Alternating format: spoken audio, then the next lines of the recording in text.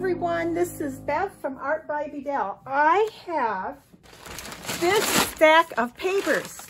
Oh my goodness, I think it has gotten beyond any means of controlled, and it's just a mess. So these papers need to be turned into some collage papers, papers for journals, and some of them are ready for that. Some of them are not. I've just been kind of stacking them over in a pile.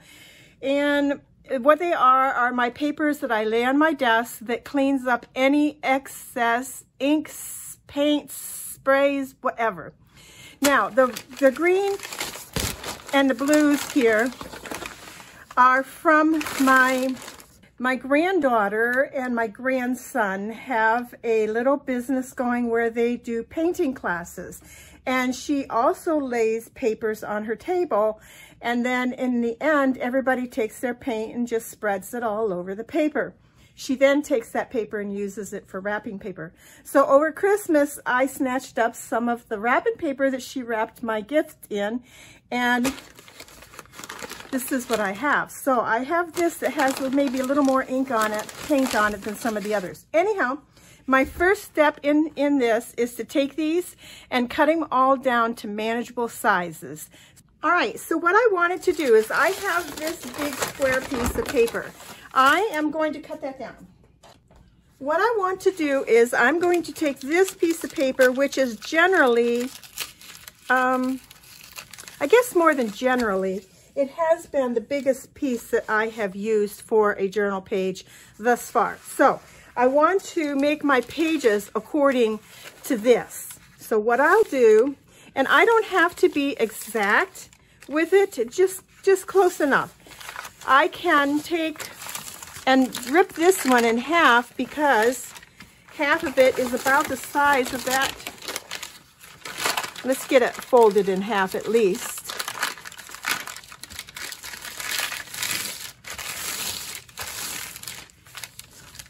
Half of it, as you see, is about the size of one of these pieces of paper.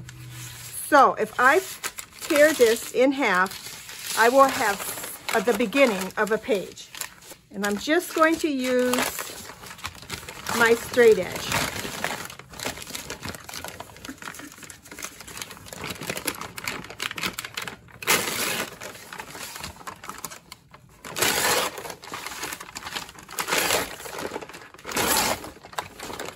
Now I have two of these.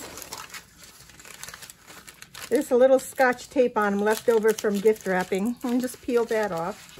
And what I want to do now, let's start on this end, is to tear these two pieces to approximately the right size.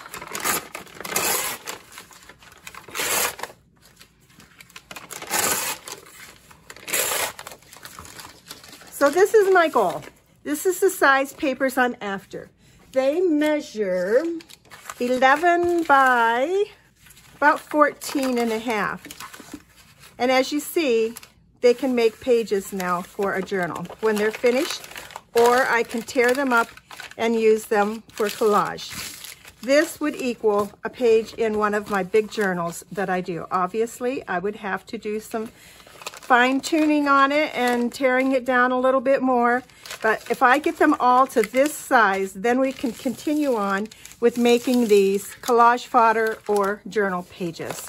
I will be back when I have the whole stack of those papers that you've seen done. Here we are. I have them all cut down to more manageable sizes. And look at that stack of yummy papers. There's a lot of potential in here for collage elements, for journal pages. There's just so much different colors, and they all resemble like the journals that I have been working on and making, and some watercoloring I've been doing. It's like almost a year in review here, although I don't know, it may have been a whole year's worth of paper. So I have what these are considered potential pages, and then, well, actually all of those are potential pages. I did some smaller ones too. These are just some scraps I came across something priceless that I'm going to save just as is. This apparently was the wrapping for my package, and it says Grandma, and then it has a little heart, and he had a tree with some hearts, and so I'm saving these just as they are to put in my journal as a page, just like that. I mean, I have his handwriting. Isn't that perfect? So there's that won't get altered anymore. And then I had quite a stack of papers that aren't ready for the next step yet that I can still use for, I lay sheets of paper out all over my floor when I'm coffee staining papers and dyeing papers or what have you. And so that's what those papers are for. And with the coffee stain, I don't feel it gets quite enough marking on it. Here's one underneath here that has some color on it, but it's not ready yet. So I will use that underneath, making these into collage papers, and then you can bet it'll be ready by then. So I'm going to start out with these smaller pieces here, these smaller scraps. They're a little bit more manageable to work with in a video situation such as what we're going to be having. So I'm going to pull those ones aside, and I'm going to set these bigger ones aside. Now, we talked about the papers, these papers that are not quite ready yet. I also will take papers when I'm doing a project like this. You have to lay them somewhere to dry. So I will have them spread out all over the whole room, and then I can have a place to layer my papers. So the first thing I want to do on these is just to pick a side that I'm going to work on. Because with collage, you only need one side, right? Papers, they can be double-sided. So anyhow, I'll pick a side that I want to work on. And then what I'll do is after I get through the whole stack, then I'll go back through with the same technique that I just did and do the other side. So I want to pick a stencil to use, and I have my box of stencils here. And I don't want to do a seasonal or a fall or anything like that. I want to do something that will work for any season because it's going to take me a while to use up all of these papers. I do tend to go a lot toward circles. They're pretty random, and they go much with just about any season, any style. Let me see here. And, oh, ferns. I go with ferns a lot, too. So let me pull out my fern stamp. I do like that one. I use that one quite a bit. And this one would be, that would work.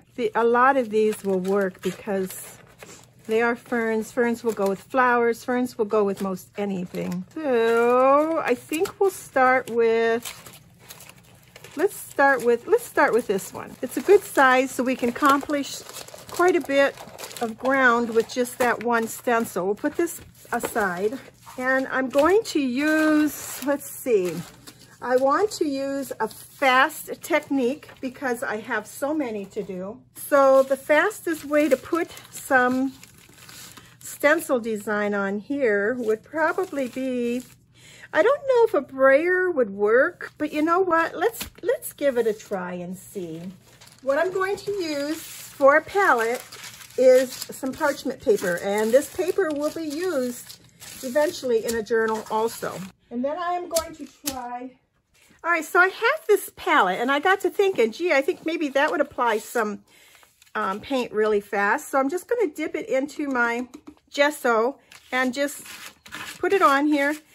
And I'm not trying to be like precise or anything. I am just making papers that are, but not by any means are they perfect. They are just going to have more color on them. Now, I'm going to do several with this stencil, and then I'll switch it up and use another stencil. And so you see, I mean, yeah, that's blurred in places because of the tool that I use to put it on, but it's going to be fine. It's going to be absolutely fine. So I'll set this aside to dry. And then I can take my stencil, and let's see about getting a reverse image by going and turning your stencil upside down, flipping it over, and just rubbing it. Don't add any more paint, just rubbing it, and see what we get on the back side of that. We get a design. It's not real detailed or anything, but there's a design on there. Let's set it aside. I have so many papers to go through. I should have done this like probably 3 months ago, instead of letting my pile get so big. Oh well, I won't get them all done in one setting, that's for sure. I'll probably do a bunch and then take a break, and maybe in a month come back and do a bunch more. Of course, by then my pile will have grown some more again. So there we go. So I'm going to set that stencil aside and that tool aside for a moment. And let's try, actually let's use the same stencil and try it with a brayer and see if we think we like that better. So I'll put a little bit of my gesso on my parchment paper and then take my brayer and pick some of that paint up. Put my stencil on my paper and just see what we get. I have a feeling it's not going to apply enough paint for us. It's kind of like when I took the stencil and reversed it. It's a little bit better, but I don't think the brayer is the way to go with that for speed. So I'm going to mix up my papers, do some of the other papers, and then I'll be back when I change the stencil. For my next step in this process, I have all these papers are dried with the stenciling on them. I really like this one. The colors really speak to me. And yeah, they're just pretty nice papers turning out to be. I mean, they could, for a page in a journal, just fold this in half. There you go. I mean, how yummy is that already? All the way through. That one could honestly just be done. Anyhow, but for the next step, since I'm doing mixed media, I'm going to take this one, and I have these stamps. They're just mark making stamps. This is some crackle, some script, and just some circle designs. And I want to use permanent ink instead of distress ink because I'm not sure where I'm going to go from here, and the distress is going to bleed. So I'll do this for a few minutes and be back when I'm ready to do the next one.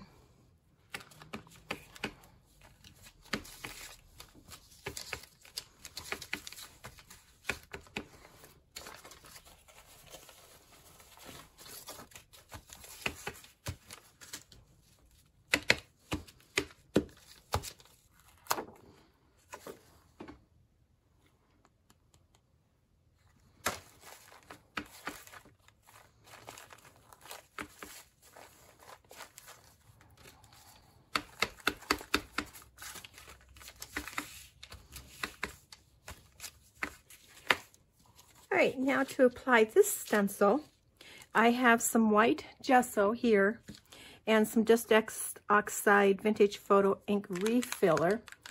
And I want to put a little bit in my gesso so that I have a little bit of color, but I want it to be a neutral color. So I'm going with this. And I don't want it to be real dark. So I'm going, there, I've added, I think, 2 drops. Let's see how that looks.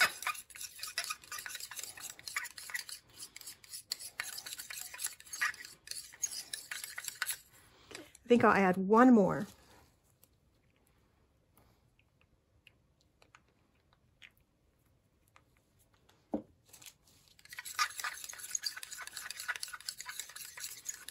Now we have a creamy, beigey, creamy color, which I think will show up better than the white. I just want it to be different than the white. So I'm going to take all my papers and I'm going to put a fern here and there, pieces of fern, some of it a whole fern, just randomly.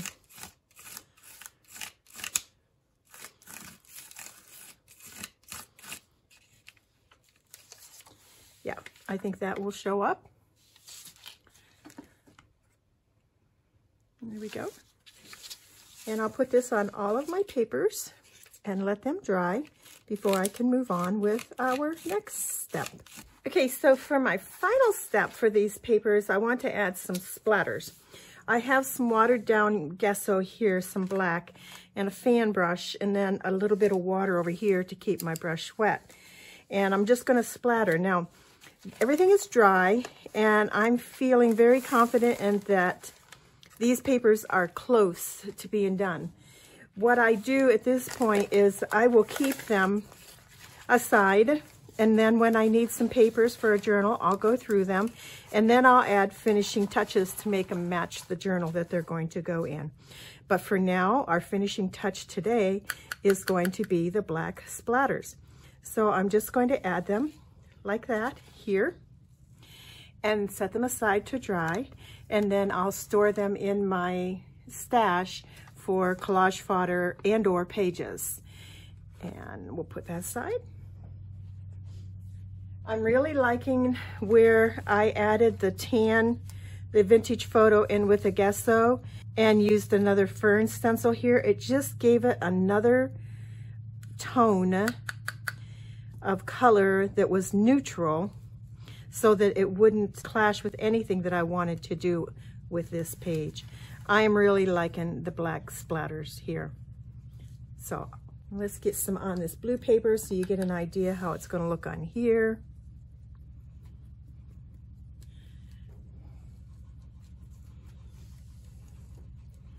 Yes. So what I'm going to do is go through the rest of these papers and add the splatter. Now, the important thing I want you to remember with doing these papers is to use what you have. Generally, if you have a bunch of papers, then you're going to have it already in colors that you like because we tend to work with colors that we like. And then to finish them off, use whatever stencils you have or stamps that you have, paints, inks, whatever you have. And if you have none of that, maybe you just have a real cheap bottle of paint from Michael's or whatever, and just take some things in your fingers for that point and make some marks on your papers. Do mark making with markers.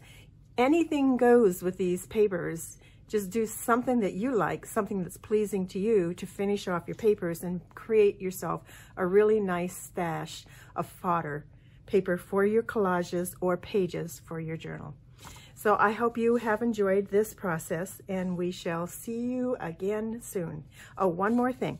I've taken 2 of these papers and I made them into Momigami papers and I just love that. Now this one does not have the fern on it, but it has the stamping on it. And then this one doesn't have any of the stamping or anything extra. I just took, and I really, really like that. I got to make some things out of these to show you guys. So thanks for watching. Have a great day. Bye now.